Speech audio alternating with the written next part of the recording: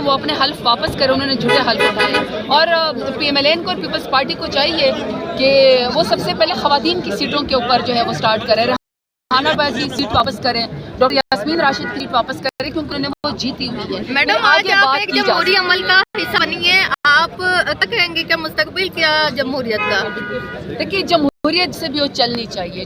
میں جتنے ظلم کے پہاڑ ہماری پارٹی اوپر توڑے گئے ہیں، ہمارے لیڈر سے لے کر ہمارے ورکر تک کو ابڈکٹ کیا گیا، 24 تو ہمارے ورکر شہید ہوئے ہیں۔ اب جو لوگ اس وقت کرسی کے اوپر بیٹھے ہوئے ہیں ان کے ہاتھ رنگے ہوئے ہیں، اور دوسری بات یہ کہ 8 فروری کو عوام نے ان کو ووٹ دیا بھی نہیں، 8 فروری کو ووٹ عمران خان کو پڑا ہے۔ اس کے باوجود بھی پاکستان تحریک انصاف خان صاحب چاہے چیف منسٹر کا ہو، چاہے اسپیکر، ڈپٹی اسپیکر کا ہو، پرائم منسٹر کا ہو، پریزیڈنٹ کا ہو، ہم ہر الیکشن کا حصہ بنتے ہیں۔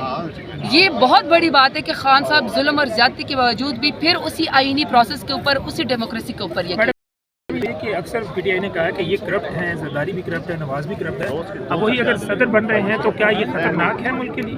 نہیں، پوری دنیا کو یہ بات پتہ ہے کہ یہ کیسز انہوں نے دوسرے کے خلاف بنائے تھے، اور اس کیسز کے اندر یہ کیسز ہم نے نہیں بنائے تھے، یہ زرداری اور نواز شریف نے ایک دوسرے کے لیے بنائے تھے، چاہے وہ دہی بلے والے تھے، چاہے وہ پاپڑ والے تھے، مشتاق چینی والے تھے، چاہے وہ مقصود چپڑاسی والے تھے، یہ جتنے بھی کیسز تھے یا ٹی ٹی کے کیسز تھے، یہ انہوں نے ایک دوسرے کے خلاف بنائے تھے، اور یہ میرا اور آپ کا ذاتی پیسہ نہیں تھا، عوام کا پیسہ تھا۔ اگر عوام کے پیسوں پہ یہ ہر دفعہ ڈیل کر لیتے ہیں تو ہم ان کے بارے میں کیا کہہ سکتے ہیں؟ اس کے بیچ میں کہیں عوام بھی تو ہونی چاہیے نا، یا صرف یہی بندر بانٹ کرنی ہے کہ ابا جی میرا صدر بنے گا، چاچا جی میرا وزیر اعظم بنے گا، بھتیجے جی میری چیف منسٹر بنے گی۔ اس کے بیچ میں کہیں پر عوام کی بھی تو بات ہونی چاہیے۔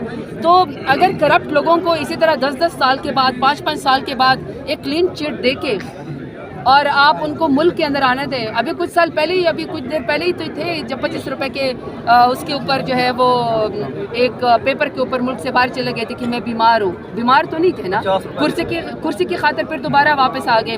بہرحال لٹکے ہوئے چہرے ان کے آپ کو بتا رہے ہیں ایوان کے اندر۔ میڈم خیبر پختونخوا کے حوالے سے جو ہے وہ آپ کی اپنی پارٹی میں تقسیم ہے، اور کہا جا رہا ہے کہ 20 کروڑ کی آفریں ہو رہی ہیں کابینہ میں شامل ہونے کے لیے۔ کس نے کہا ہے؟ کس نے کہا ہے؟ تیمور جھگڑا نے تو خود ٹویٹ بھی کیا، اور یہ فیک نیوز ہے۔ آپ واٹس ایپ گروپ میں جو مرضی جو کسی کے بارے میں کہہ دیں، یہ بالکل غلط ہے۔ بلکہ Pakistan Tehreek Insaf P T I اور علی امین گنڈا پور کی حکومت کو تو اپریشیٹ کرنا چاہیے کہ اتنے نامساعد حالات کے باوجود پورا کے پی کے خان صاحب کے ساتھ کھڑا ہو گیا، اور اس کے بعد جو ابھی پہلے کابینہ کے فیصلے اور اس میں انصاف ہیلتھ کارڈ کو انہوں نے سب سے پہلے پروموشن دی ہے۔